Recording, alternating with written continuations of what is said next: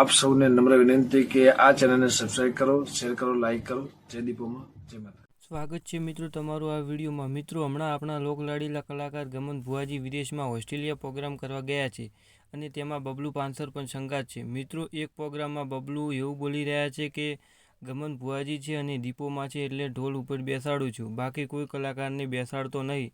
તો મિત્રો, એ પણ વાત સાચી છે, કારણ કે તે ઢોલ એમની રોજી છે.